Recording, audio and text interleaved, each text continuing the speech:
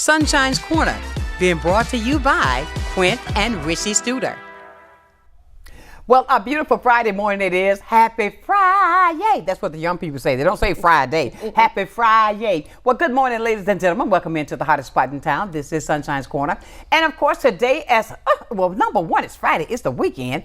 And I think it's also the Crawfish Festival. Mm-hmm. That's a lot of fish eating going on downtown. So listen at this, guys. You stepped into the right place today because we need help. We need to talk with doctors who know what to tell us to do in times that we have things going on in our thought process that we don't know how to handle. And that's why I went out and I reached out to Dr. House. And I asked her to come on today to be our guest to talk about things that are happening with us every day, the things that she has to deal with because, how you read the things that you see that's going on and around our community is absolutely amazing. But Dr. House has been on with us once before, and I want to thank you for coming in today. Absolutely. So that we can talk about the things that I think that we sometimes fear talking about. Yes. And I say that because of what? If you keep something to yourself, you can't fix it. No.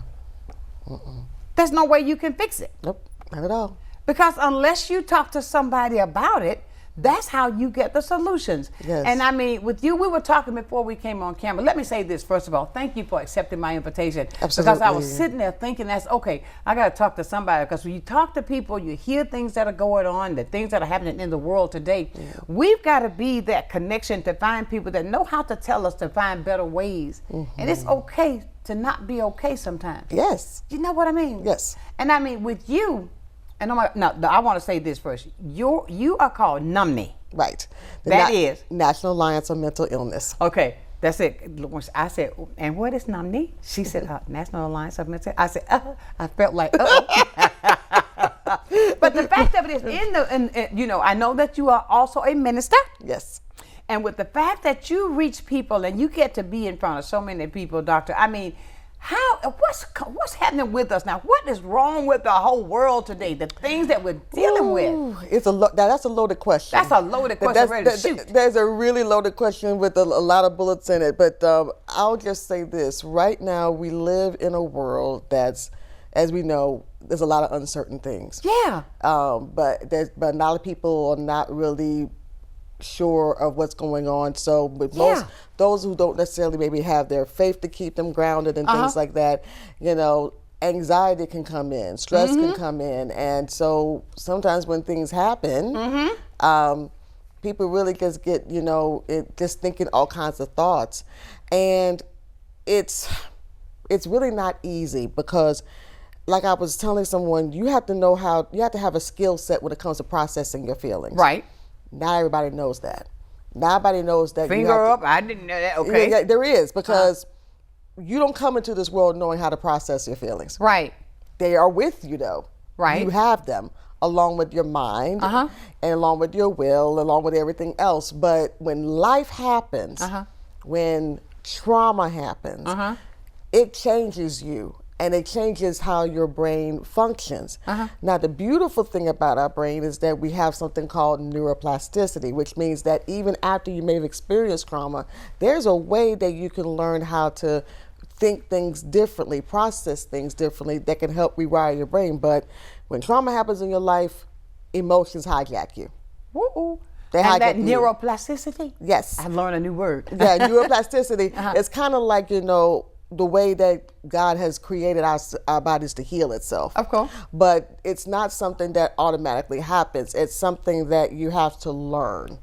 It's something that you have to do. Like for me, with the trauma that happened in my life, right. I had to learn how to face it.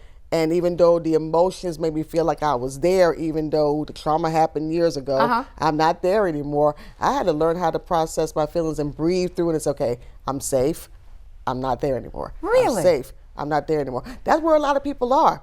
A lot of people who have experienced trauma in their life or experiencing repetitive things is because they're still stuck with where it happened. So it's okay that even if a doctor got problems, they got to know how to handle them. That's how you're good with others. Right. Yeah, because, I say... We're lifing. Yeah, lifing. Life be lifing is what they say. That's right. Yeah, but see, that's the thing. We have to learn how to process life. A lot of us don't know how to do that. And rather than just know how to respond to a situation, Right.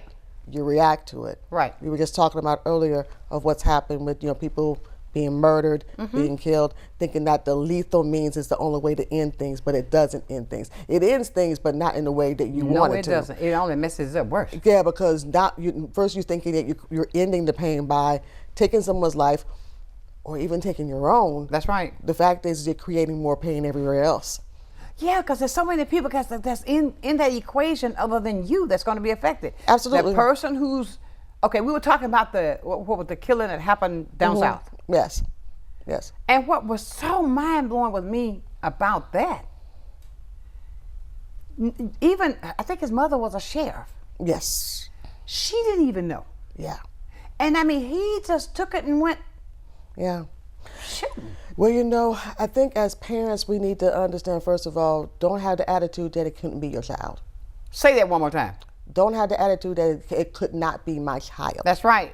I take that from what Stephanie Shepard from Hope Above Fear says. It could not be, don't say this could not be your child, because it could be. That's right. It could be, because we have this thing that some parents had this attitude that, well, my child is just going through a phase. No, not this time. Not in these days. These days now, as we talked about in these generations, these young people have a fearlessness in a way that is not good for them. Absolutely. They're not afraid to do the things that are detrimental to them, versus they should have a fear not to. But then that also attributes to how the parenting is, what parents we have to this day. You taking me where I want to go. Yeah, it has a lot to do with where the parents are right now. To be honest, we have younger parents. You have younger parents that you got that mama like we had. Right, you don't have that big mama there. That's right. You don't have that older sage wisdom there. You have, younger people that are becoming parents. And when you're younger, even yourself, you're still forming in your mindset what to do. And so you have these young children that are not given the skills or giving the nurturing or giving the support that they need to be able to know how to identify their feelings. And that's one of the things I know with NAMI we've done, that we have a coloring book called Little Monsters that we do with young people. Little Monsters. Right, Little Monsters, yes, but it helps you to identify your feelings and to let them know it's okay to identify it. To talk about conversations, when Sally took my pencil from me the way she did, I didn't like the way that made me feel. Really? Yeah, but see, we don't have those conversations though. I got you. We don't have the conversations. If you start early with young people how to identify what they're feeling and not say, well, let's get over and go sit down somewhere, then that is healthy. And I think what people don't realize is that your emotions are really the truth. I got you. When you say the parents, right, do you sometimes, I see children telling the parents what to do? Yeah. And that makes me quiver. I mean, but they think it's okay. That's what I'm saying. When you're dealing with parents that are young themselves and immature themselves, or don't have the understanding of what their responsibility is, things like that will become like the normal. We know it's not. Exactly. We know it's not healthy. Right. But when you're lacking wisdom in areas of where you should be to help your child, then things like that can shift. I see it a lot, with young people, because matter of fact, I remember last week there was a conversation I was having with a young lady at church, and her son came in and he was just talking all kinds of ways, kind of like talking at her. Right. And then I cut my eyes right at him, and I just looked at him. Right. And he was like, oh, I get it. Okay, because he knew that there was, you meant what you said. You would not do that. You don't do that. You don't do it, but it was okay for mama. Right. Because mama was not saying anything. Right. And so that's the thing that I had to share with her. I said, it's not until you start being consistent and letting him know what you're not going to accept and enforcing those boundaries that he'll respect it. Come on now. But if you keep on subjecting yourself to reacting to it all the time, he's going to keep on doing what he's doing. Absolutely. Okay, like even with the ones that there was I think I told you about. I can't remember the scenario, what the type it was, but just a couple of weeks ago, yes, there was a killing, a shooting, and it was like, that's 3 people now. The one who did the shooting, yes, the one who's dead, yes, and the other person that was involved in it. That's 3 families. Yes, 3 families impacted. Yeah. I mean, that's impacted by that one trigger pulling. And what did that solve? Nothing. Nothing. Nothing.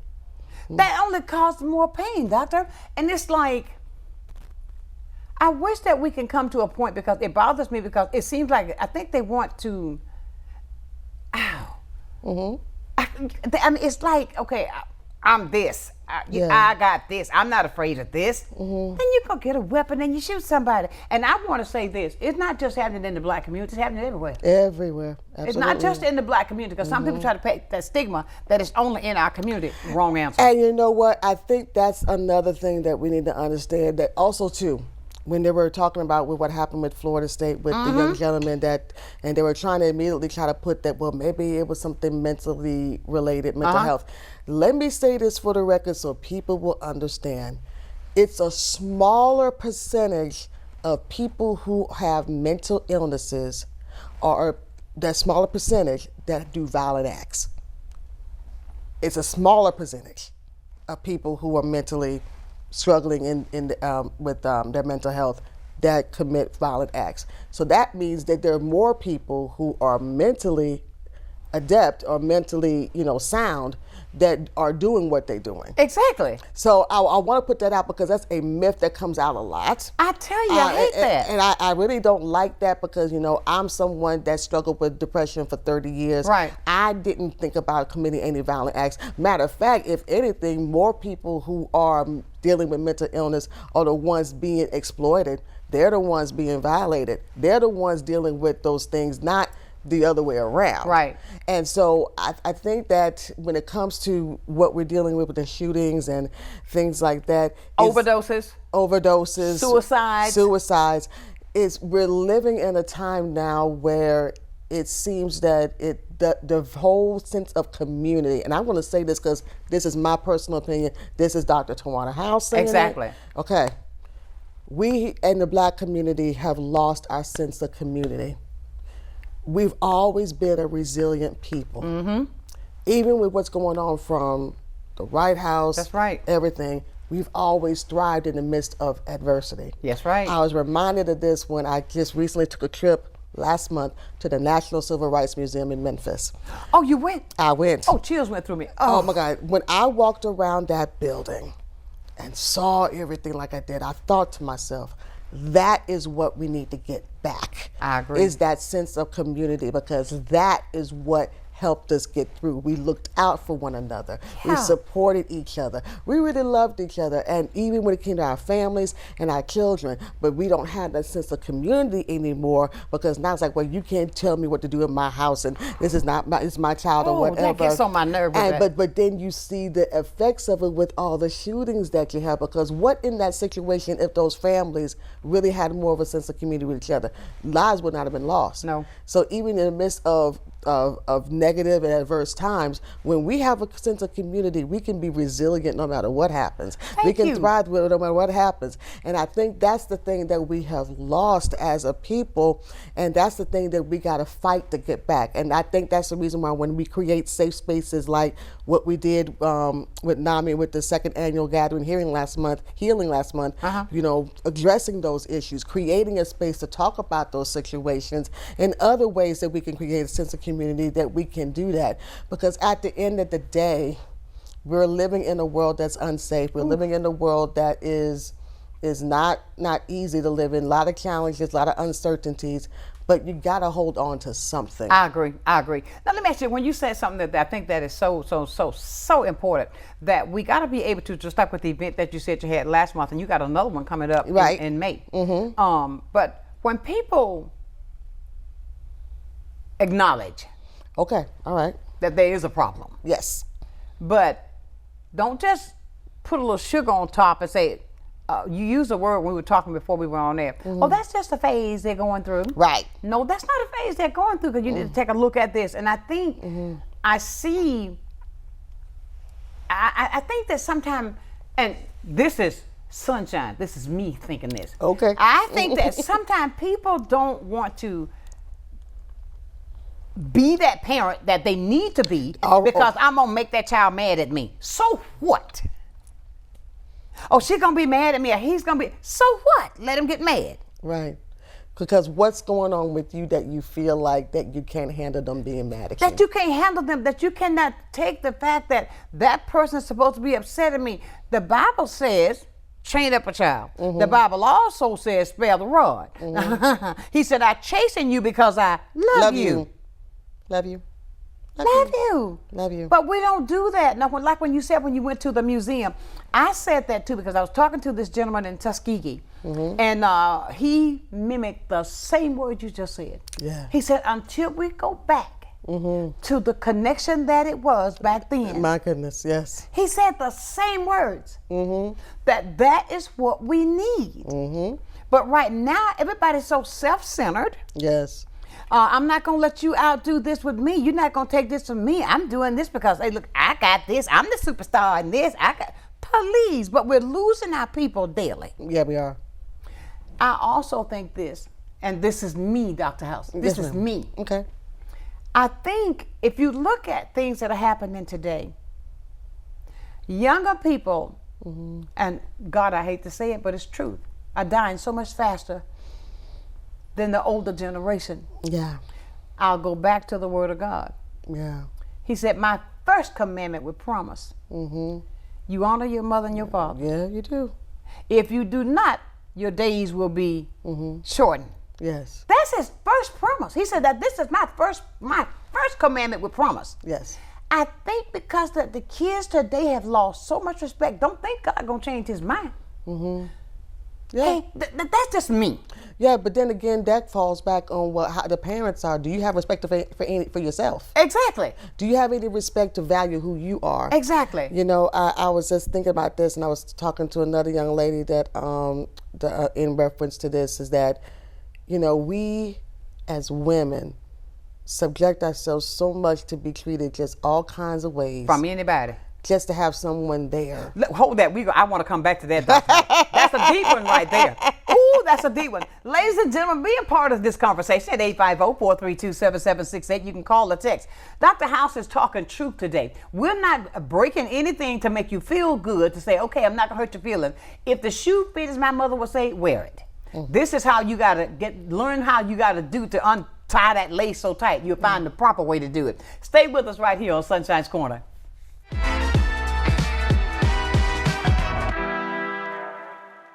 Good day, Pensacola. Welcome to a new segment on health and wellness sponsored by Baptist Healthcare in partnership with Sunshine's Corner. Every first Wednesday of the month during Sunshine's telecast, we're going to be bringing you information about health and wellness and ways to make sure we're improving the quality of your health care here in Pensacola. After all, we want to ensure that you're going to the right place at the right time and for the right reason, and that you don't feel alone. Can't wait to see you. Aloha, I'm Madrina Ciano, the host of Rolling with Madrina, and I love Blab TV. It's a great pleasure to host a community show that brings awareness to so many great initiatives that are happening right here in Pensacola. It's even more exciting as I go through the community and I hear from people about how much they're learning. I'm the host of Rolling with Madrina, and I am Blab TV. Many who consider facial plastic surgery are concerned their results will look unnatural. But with over 20 years of serving the Pensacola community, his thousands of satisfied patients have made Dr. Derek Jones a trusted reconstructive and facial plastic surgeon known for industry-leading results that look natural. Call 850-484-FACE to schedule a consultation at one of our locations in Pensacola and Gulf Breeze. I'm Dr. Derek Jones. Trust your face to a facial plastic surgeon. At Pensacola Habitat for Humanity, we believe every child should have a safe place to grow. That's why we work with you and the community to build not just a house, but a home. She worked very hard to get this house. I really appreciate that because, if it wasn't for her, I wouldn't be here right now.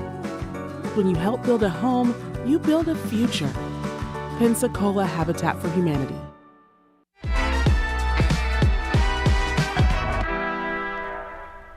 And welcome back to Sunshine's Corner on this Friday edition. We have Dr. Tawana House in with us today. And I mean, the house is on fire today.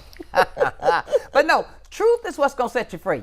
Truth will make you free, my dear people. That's even in the Word of God. But what we're talking about today is really life and mental health and the things that we need to take heed to make sure that there's change so that that change can resonate. And I think change will come in the community. Absolutely. I mean, somebody needs to go to the White House, though. I mean, can I get you in front of him? I wish I could. Hey, but believe me, I'm not afraid of that because I talk to legislators all the time. Come on now. So believe me, I have those conversations all the time. So we had to talk with him. Yes. But look, you were talking about just then. You were going into the fact where you will accept women accepting things just to say that I have something. Right. And did you notice I didn't say someone? I said something. Yes, because that's what we as emotional and relational creatures, women, that is who we are. You know, that we will just subject ourselves to feel like we can have someone in our presence, but that means that you don't really value yourself. Right. You don't really love yourself for who you are. Right. Because when you do, you won't be afraid to be by yourself, number one. Hello. Because that's some of it why we do what we do, because, you know, as women, because I did it, I was afraid to be alone. Right. But when you learn how to value yourself, you learn how to respect who you are, you realize that you are fearfully and wonderfully made, as the Word of God says. Amen.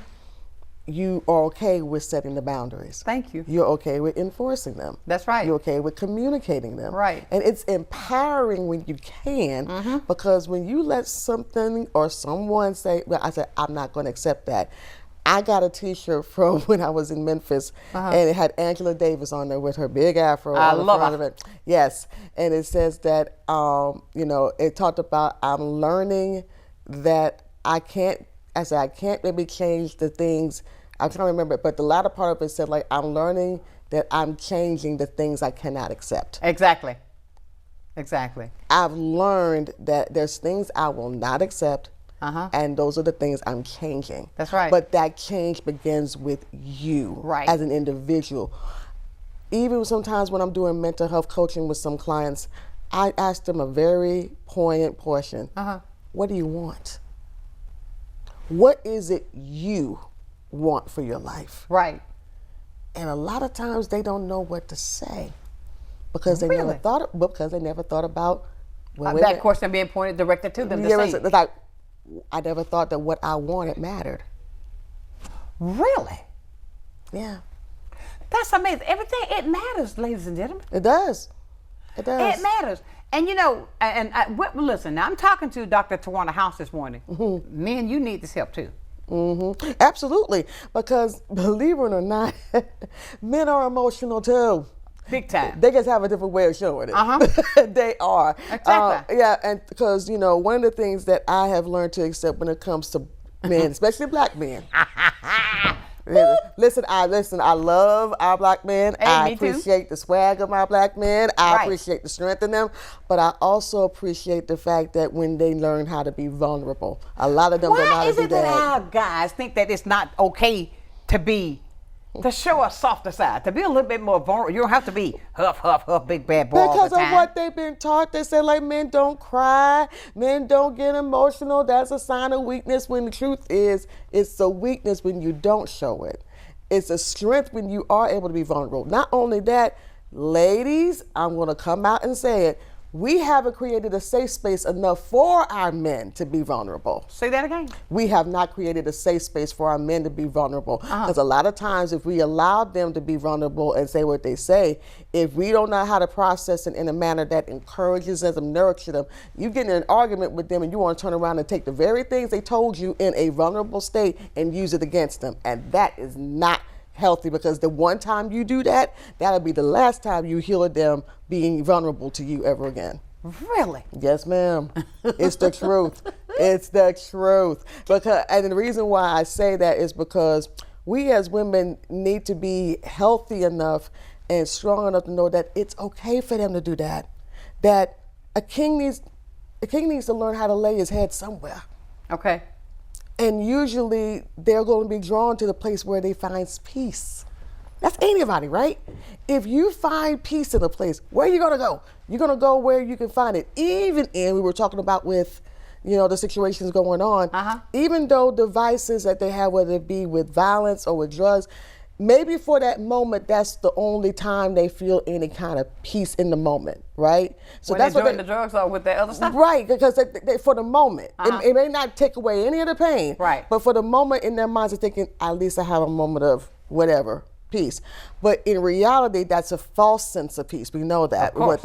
But real sense of peace is where you have a safe space just to be, not to be expected to be on airs or always on or whatever. You can actually be in a place where, you know what, I'm just going to be honest and say I'm scared. I'm struggling with this. Why is it that some people, Dr. House, lose their identity? When I say lose their identity, it's always about the other person and not them. Because you lose yourself in another person. Say that again. You lose yourself. You lose who you are because you feel like who you are is not good enough to be with that person. You feel like you have to lose yourself in order to be in a relationship with them to gain what attention and love. And I know what I'm talking about because I've been there, because I was in a 13-year marriage where I felt like who I was not enough for that person to love me. Okay. And I realized a lot of when I was being myself, it was always picked on. It was always belittled. It was always degraded because it didn't fit the box of what they thought a woman like me should be in their minds. So here's the thing about that. Okay. If they have a mindset about what they think a woman should be and they don't allow yourself room to be authentically yourself, they're not the one for you anyway. They're not the one for you. Absolutely. They are not, because a person that really embraces you for who you are authentically, that's because they learn how to be authentic themselves. Authentic people embrace authentic people. Okay. They love them because they realize you're being real with who you are. Who am I to judge you about your personality? Right. Who I am to judge you about how you go about things? You're being authentically yourself. I respect that. I will respect more people who learn how to embrace their identity to accept themselves, not so much seeking acceptance from everyone else. Even though acceptance from people, being that we're human beings and we're connected because how God created us for connection, is important. But you still need to learn, don't lose who you are for the sake of feeling like you have to be accepted by another person. Because once you lose who you are, then you're not going to want what you want for yourself. You're always going to want for what everybody else has. That's what I'm talking about. And that's not going to be enough for you. You're going to never be satisfied. You're never going to have any peace. You're not going to have any kind of peace in your life being that way. And I've been there. When I finally got to a place of learning how to heal in my journey, and my journey that's still going, I realized I like Tawana. I like Tawana as she is. Exactly. Quirkiness, strangeness, everything. Exactly. And so the people who are authentic will be drawn to that and will understand it and learn how to love me for me. And I won't have to worry about fitting myself in something that, why am I assuming an identity that doesn't belong to me? Exactly. Why am I going to just put myself in a shoebox? We got a phone call. Good morning. Good morning. Good morning, Sonshine. Good morning, Dr. Tawana. Good morning. You all both, I'm sure, are aware that over in Alberta, Alabama, even today, they're dealing with the issue of a child bully in the first grade. Wow. Oh, I saw that. I saw part of it. A first grade bully. I saw that. Yes. When I grew up, we had an apple tree in the backyard, and my mother had the power of what me and my brother called it the flick of the switch. Hello. And ADHD mean she would say ADHD stood for a damn hellified demon, and only one of y'all gonna live in my house. That sounds like my mother. Whenever we got a spanking or a whooping, we got an explanation for it. And Doc, just like you said earlier, we as a community have lost a sense of community. Yes. But our past community was drawn and controlled by the power of that bright light of Jesus Christ. Come on. And if we as a people right now, if we as a people start shining bright, we'll quicken the spirits of the people, and they'll start to live right. And go back to what's called the altar. You know, altar is spelled two ways, A-L-T-E-R and A-L-T-A-R. A-L-T-E-R means change. Right. And A-L-T-A-R, if you look it up, the only thing it says is going down to.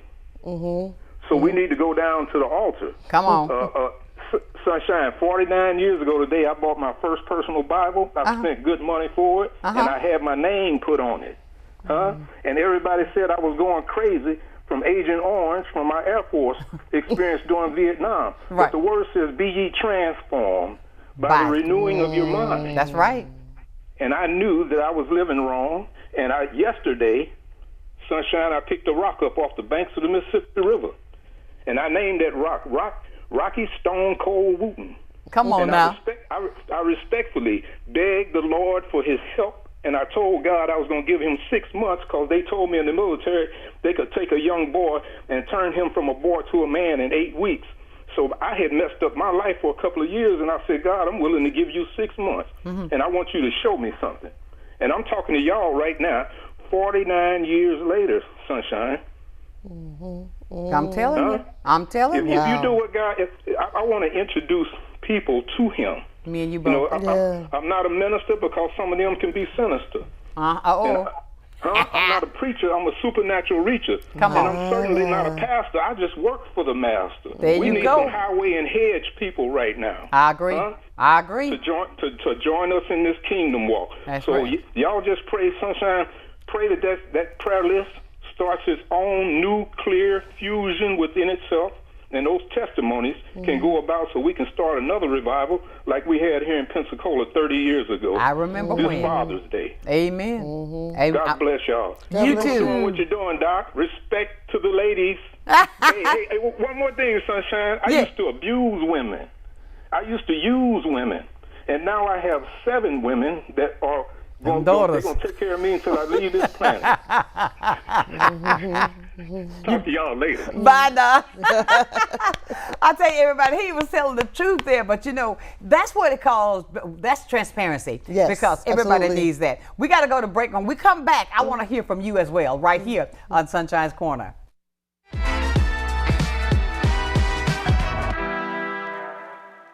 You finally found the perfect car in Racing Blue. You even got them to throw in the LED fog lights for free. Auto Owners insures your car because some people never learn to parallel park. That's simple human sense. Ask the Messick Insurance Agency in Pensacola if Auto Owners make sense for you. Keep going, more. No, stop! Watch a new episode of Crime Stoppers Wanted Fugitives every Friday at 6 p.m. Your tips may be eligible for a cash reward, featuring items about officer training, various aspects of police work, and crime prevention information. You'll hear about upcoming family-friendly engagement events as well. Don't miss Crime Stoppers Wanted Fugitives every Friday at 6 p.m.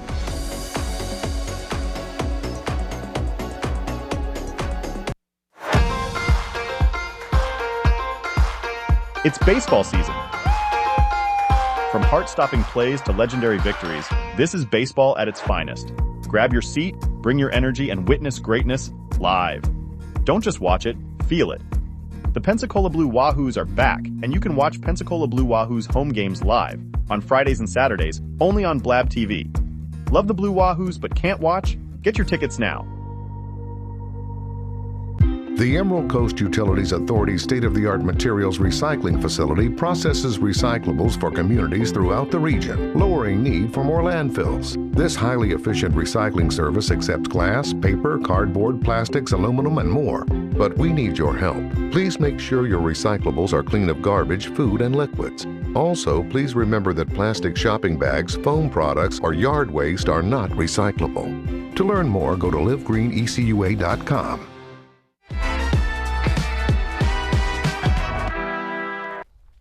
And welcome back to the hottest spot in town. This is Sonshine's Corner on this Friday edition. I tell you, Dr. House, I tell you, she's opening up a can of worms today that should be open all the time. We got another call, Dr. House, I tell you, but it's all good. Good morning. Good morning, lady. I hope y'all are doing well. Yes, we are. And you, sir?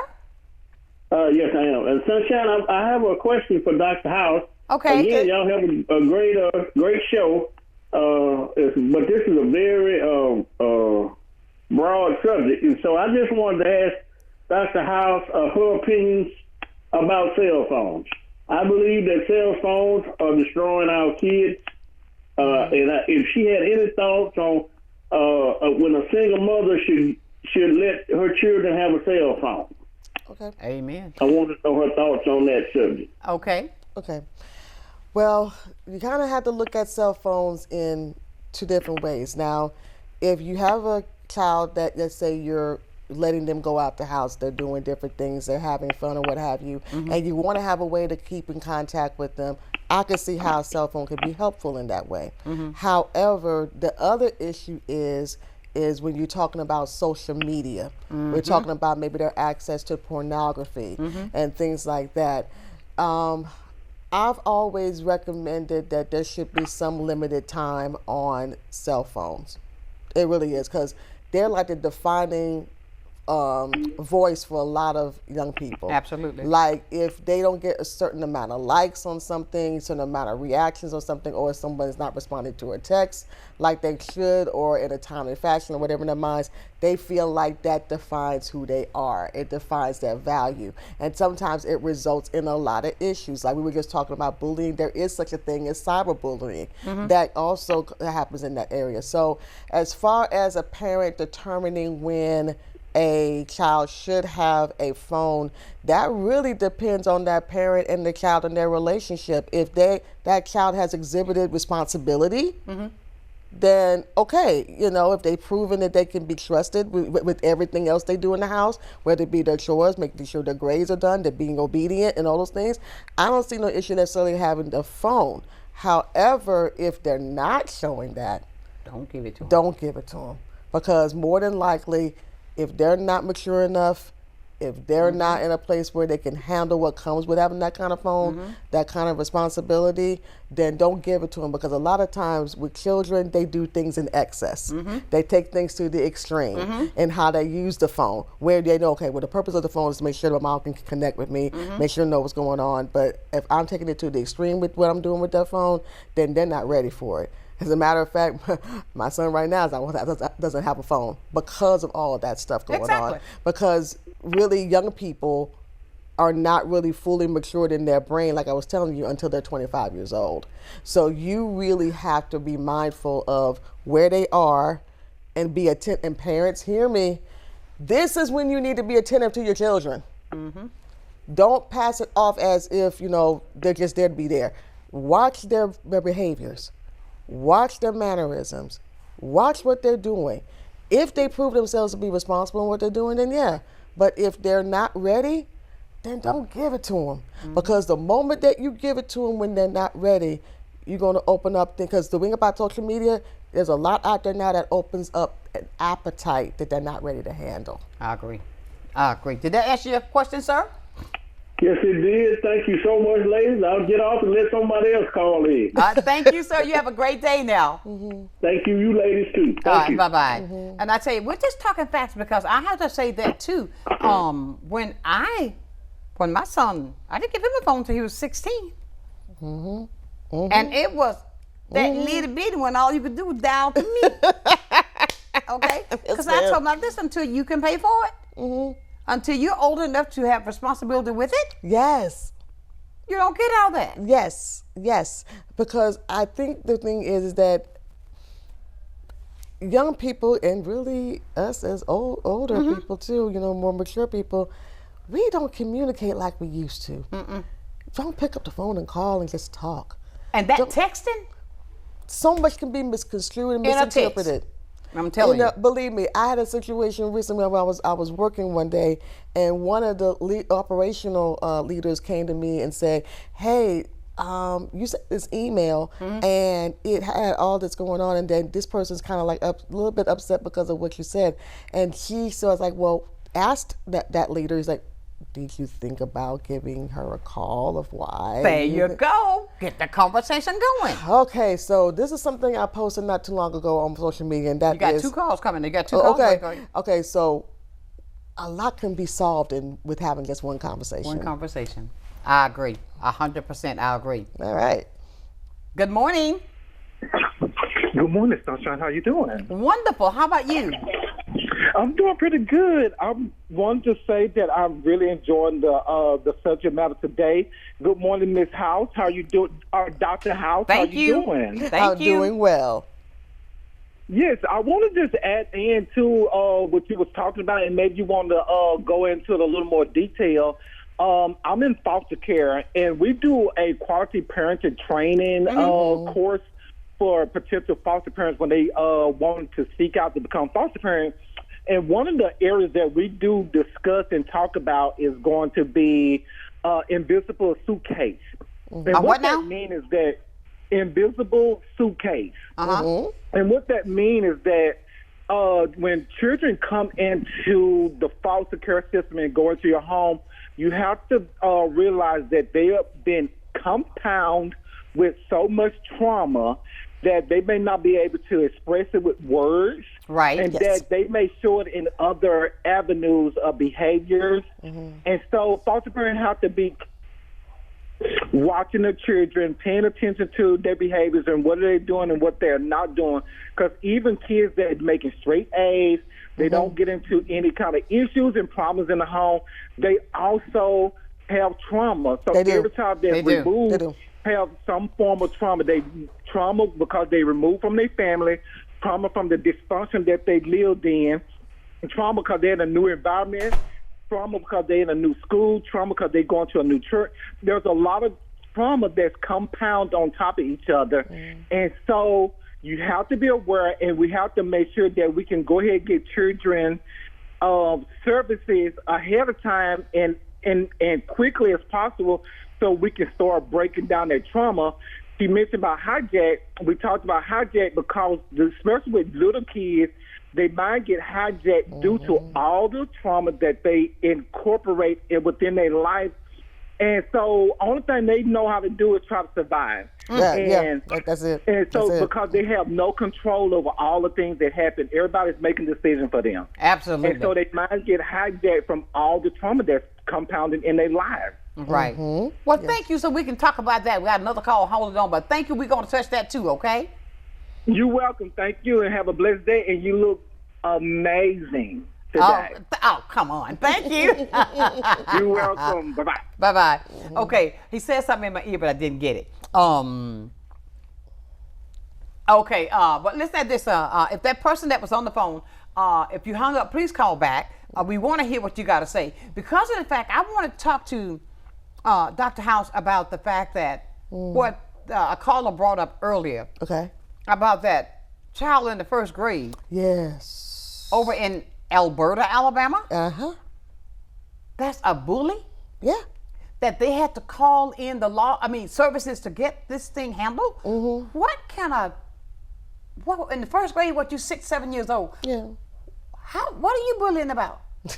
I mean, things like that. How do you handle things like that? And I mean, this is really a case because it was all on the news last night. Well, if we just be honest, children can be cruel.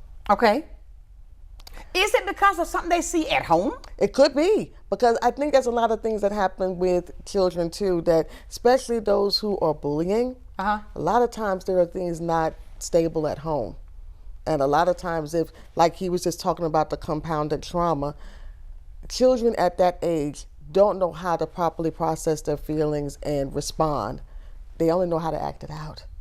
So sometimes acting out could be taken out on another child, what maybe they feel like should be taken out on their parents. Really? Okay, so like this little child. Yeah. Okay, my question is, because I'm trying to remember the entire forecast, the news thing that I heard last night that I was reading about, and then it was on social media. Yeah. That a first grader. Yeah, first grader. Were you beating up the kids? I mean, but why? So does that child have mental health issues, you think? Or maybe I'm just picking. Yeah. I mean, mental health issues, you got to think about it. Has to be certain signs that's been prolonged for like 2 to 3 weeks at a time. But when you're talking about bullying, it could really just be simple as a child growing up, dealing with, different things growing up as a child. That's typical. But there's a difference. If it is mental illness, it will show up, because, for example, some of it, when it comes to bullying, bullying is basically making someone else feel less than, making this bothering them, continually antagonizing them, all of that. But the truth is, a lot of times bullies are dealing with things in themselves. They're projecting on the others what they had not dealt with yet. They're dealing with their own issues. As a first grader, he probably doesn't know any other way but to deal with whatever he's dealing with in himself, but to take it out on somebody else and acting it out. Oh my goodness. And that's, I'm not saying that excuses nothing. Right. But I'm saying that when you're 6 and 7 years old, you don't know how to process all that stuff, and sometimes you can barely talk. You can barely, or at least communicate decently. Let's say that. But when you're at that age, typically there's always the whole sense of being rude or being cruel, and honestly, children nowadays don't. Even when we were growing up in school, sometimes we dealt with being tattled on, talked about, all that kind of stuff. It's just at a new level now because of the trauma that a lot of children are dealing with now versus what we've dealt with in the past. And when you think about that, when we revert back now, and hear me when I say this. Now I say this, I think I said this, somebody else I was talking to. Yeah. Sure, I know it's 2025. Yeah. I know we've advanced. I know that things have advanced from a couple years ago when I was a child. What I'm saying is this. I think personal pronoun. Okay. I'm not a doctor. Okay. But I believe that if we are firm, if it ain't broke, don't fix it. I think if the foundation is there, even sure we are advancing, but don't break the foundation of being a parent. There you go. There you go. There we go. I think what we need to understand, we were talking about the younger generation, a younger sense of younger parents. Right. There's a responsibility that comes with being a parent. That child is looking to you for the guidance, for the nurturing, for the structure. A lot of times when children are acting out like this, even in the bullying, structure is not in place at home. Exactly. I'll tell you something else that bothers me, and when I make this statement, we'll talk about this when we come back. But I when I see on social media, they got this boots on the ground dance now, right? Yeah. I see babies out there. You got those babies on social media, boom, boom, shaking their, and you don't know what predator's watching them. But you got them, and the only thing you're focusing on is the part when they're shaking their butt. I think that's wrong. I think you're opening up a door for their predators that's on social media. I think you're putting your child in danger with that. There are certain things I don't think you should allow your child to be involved in. And I don't care what you tell me. That's not going to ever change in me, because I feel like that is right. We're going to talk about that when we return. 850-432-7768. For that caller that hung up, please call back. We want to talk to you as well right here on Sunshine's Corner.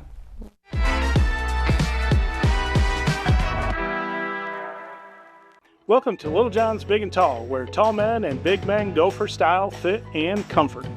We offer a wide variety of styles and unique brands that service all sizes from large to 14X, as well as tall sizes from large tall to 6X tall.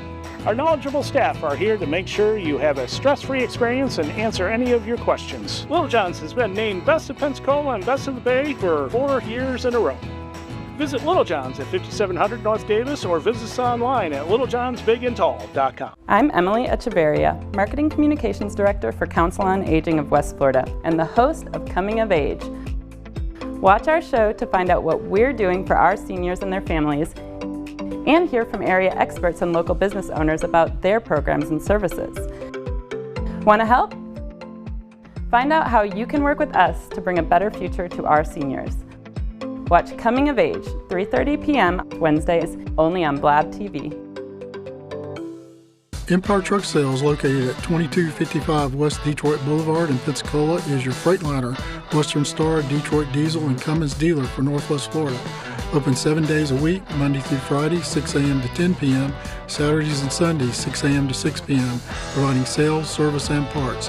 Empire Truck Sales is also your Oasis dealer for Freightliner custom chassis RV and motorhome repairs. Running I-10 will get you in. Well, I think it's all about local, and I'm a big believer in local. So I think anytime you can carry a message out locally, it's important. And I think it's anytime the person that delivers the service can also deliver the message, which is unusual. You have the people that actually deliver the project doing the talking, and I think that's a huge difference, and really makes a huge value difference for the consumer. So I'm really just so grateful that we have this local opportunity with Blab TV. My name is Quint Studer, and I am Blab TV.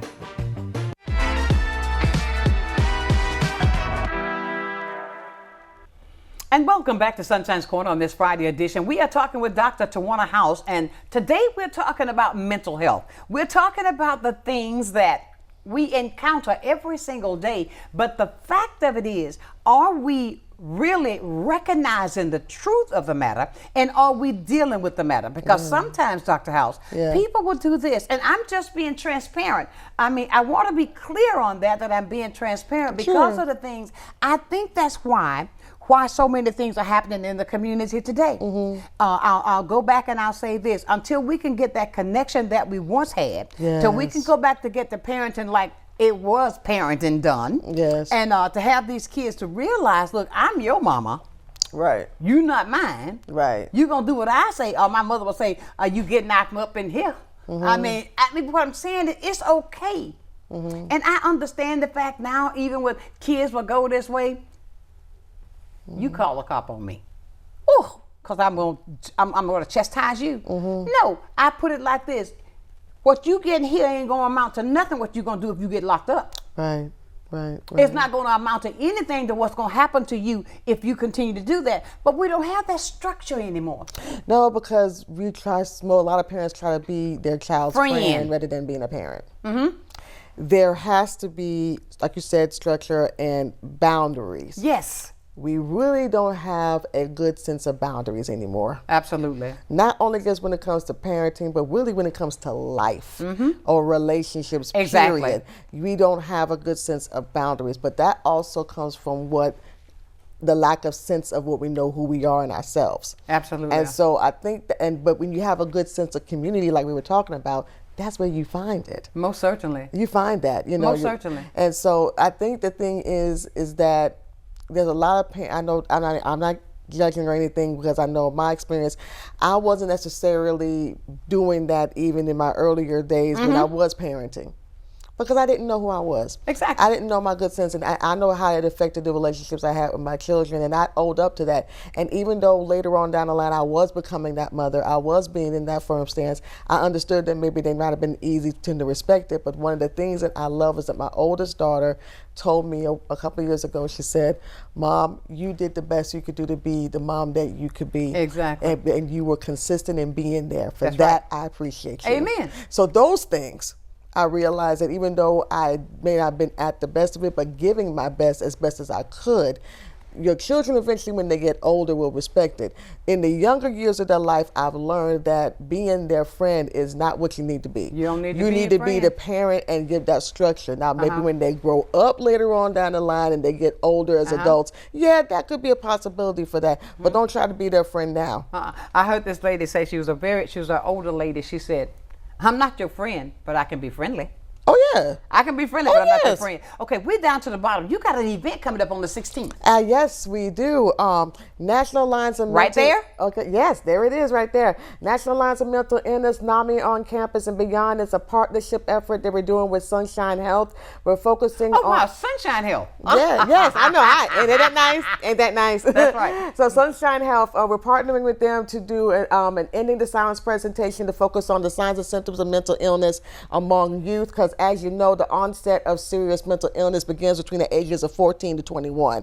So we're focusing on that. We're going to have discussions on therapy. We're going to talk about breaking the stigma. We're going to have vendors and resources there, as well as refreshments, and it's going to be at Sonshine Health, 2620 Creighton Road, right there by the Walmart Supercenter, and it's going to be from 5 p.m. to 7 p.m. on Friday, May 16th, during Mental Health Awareness Month. So now, how can they get in touch with you?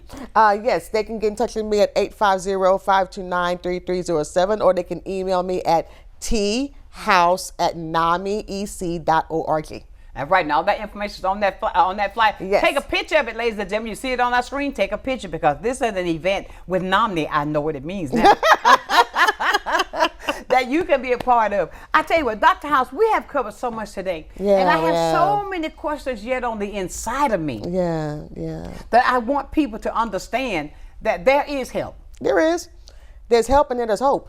There's help and there's hope. Yeah. Now, if a person want to just come personally and talk to you, they can call you at that number as well? They can call me at that number as well. And then also I do, I'm a board certified mental health coach. Right. And so mental health coaching is kind of like the in-between before you actually go to a licensed professional. Right. Because sometimes it takes a while to actually get to a professional because depending on insurance schedules, Of course. So you still need some help in between until you get there. So I'm there as a mental health coach to kind of guide you through some things, giving you some skills and some resources, some tools to know how to process your life, maybe build up your wellness toolbox, I call it. Right. What do you use for that?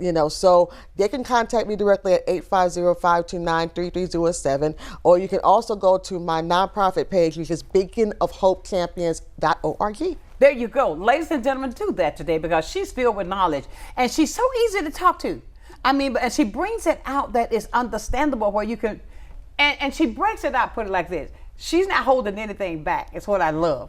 She tells it like it is, and she is a board certified. I mean, come on. Mental health coach, yeah. Mental health coach now. If you need that help, reach out to her. If you missed the number, call me. I'll give it to you. All right. But Dr. I got to have you back. Yes. And I want to have you back so we can have these conversations more because I'm a strong believer. The more we talk about it, we can come up with a solution. Absolutely. And not only just come up with a solution, but act on it.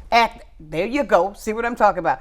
I mean, I got to go. Listen, I love you with the perfect kind of love. Ladies and gentlemen, I've got to go, but I want to leave you as I do every day. Never, ever, ever lose your focus. Always remember, if you keep God first, I'll guarantee you'll be a total success. Until Monday for another day of sunshine. Know that I love you with the perfect kind of love. Keep shining while I'm gone. Have a great weekend. See you at the Seafood Faithful. Bye for now. It is Sunshine's Corner, being brought to you by Quint and Richie Studer.